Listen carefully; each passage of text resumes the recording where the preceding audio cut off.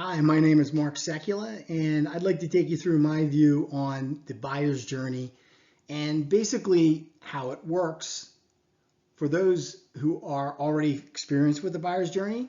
Maybe this isn't something you want to watch. For those who are trying to get a better grasp on it, this may be something that you take a look at.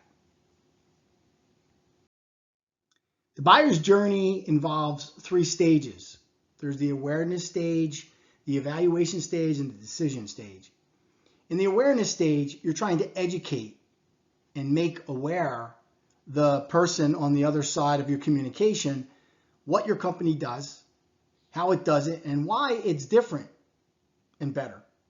In the evaluation stage is when you've generated some interest, and now the person on the other side is trying to evaluate different solutions to come up with what's best for their organization.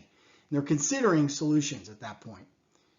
And the last stage is the decision phase, where people are looking at making decisions as to what they're going to go with as far as a solution. At each stage, there are different tactics and assets that could be used to make a program that will help you in your marketing efforts. And depending on where that person is in the stage, you want to provide them with the types of tactics and assets that will move them along the buyer's journey.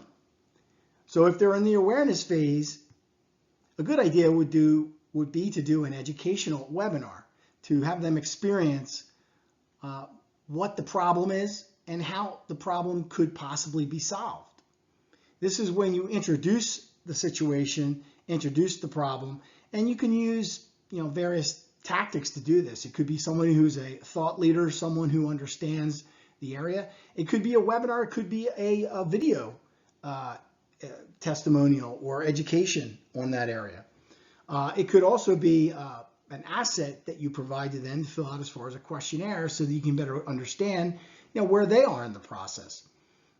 And also provide them with other types of information that will educate them so they can then move on to the evaluation stage and learn more about, for example, your product and how it fits or meets the needs of the problem they have, or the problem maybe they didn't know they had that you can fix.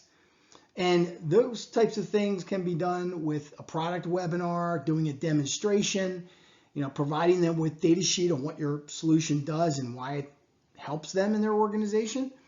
And also possibly a live event, given that you're able to do those these days.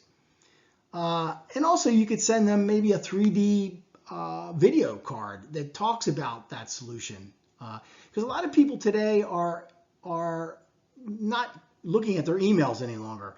It seems like, and I know I'm probably one of the people that, basically passes over many emails that come through unless they really catch my attention. So sending a 3D mailer is another way of getting in front of them with something physical that they can look at. And lastly, once you've gotten them through the evaluation phase, they're looking at your product, they're making a decision on your product or maybe one other one. You want to really close the deal by providing some assets like a case study or a video testimonial that they can view, or some custom brochure that talks about their problems and how your company can solve them. This sets you apart from other organizations. Or a custom presentation or a combination of those things, along with maybe a free trial if your company does that. So what you want to do is use the appropriate assets along the buyer's journey, along with the right tactics to lead them to a purchase. So I hope this short video was helpful to you and gave you some insight as to how the buyer's journey works and how you can use it using the right tactics and the right assets to hopefully move a customer or a prospect through that journey to a closure. Thank you.